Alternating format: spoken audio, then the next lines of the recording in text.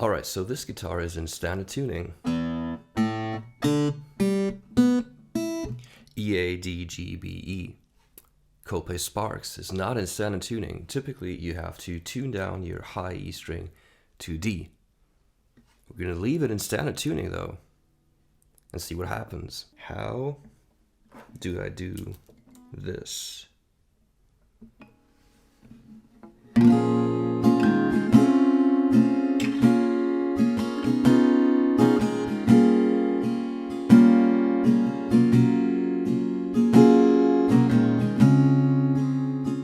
Well, all you need for this trick is to have two capos. The first capo we place on the 4th fret all the way across all 6 strings. We take our second capo, put it on the 6th string, but only on the E, A, D, G, and B string, leaving the high E string open. And that gives you the same effect as tuning a E string down to D.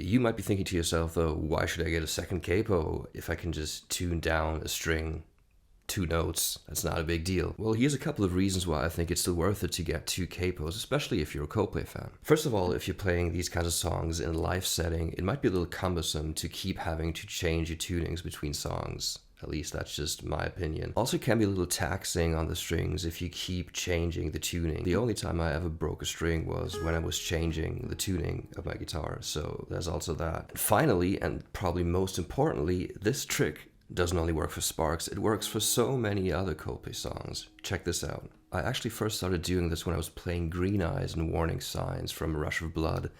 And you actually just need 1 capo for that.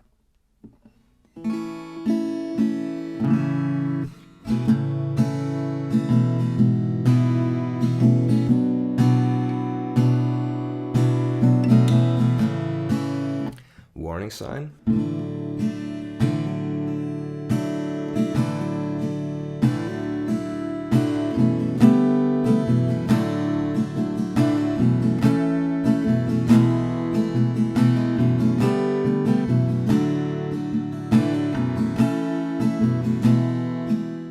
The same trick with 2 capos though works as well for the new version of Yellow. Capo on all 6 strings of the 2nd fret, and then capo on the 4th fret, but just covering the top 5 strings, leaving the E capoed to your 2nd fret.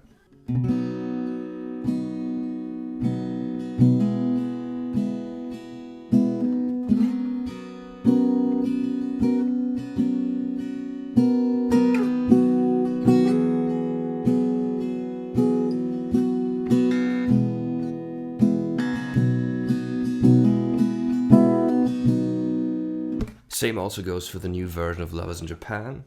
Capo on the 5th fret and on the 7th fret.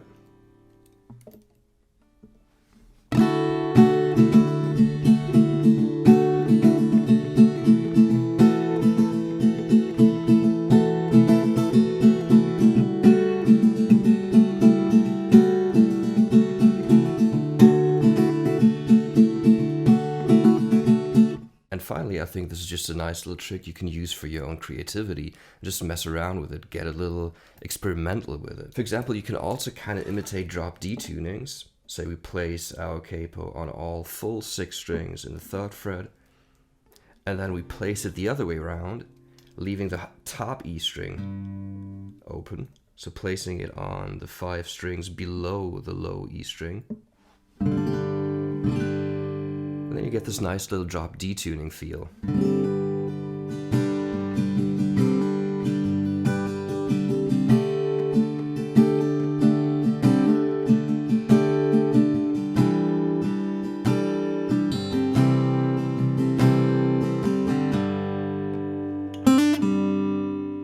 So I really recommend you give this a try.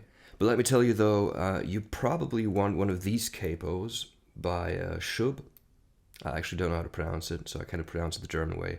I understand that with some capos this doesn't work that well. Mentioning Shubb, in fact, they actually have special capos for this kind of thing. When I started doing this, I don't know, 15 years ago, I thought I had made this grand discovery of, I don't know, basically bypassing tuning your guitar to alternate tunings, but actually I guess it's like a universal thing and people have known about it for a long time. And Shubb actually has special capos specifically made for this kind of play style. So I actually don't own any of those capos. I just work with like 2 regular sized capos for Western guitars. Sometime in the future I actually want to get one of those special capos and just give it a try. So yeah, I hope you found this helpful. Let me know in the comments below if you have any questions about this, and I'll see you in the next video. Joe Zealand out.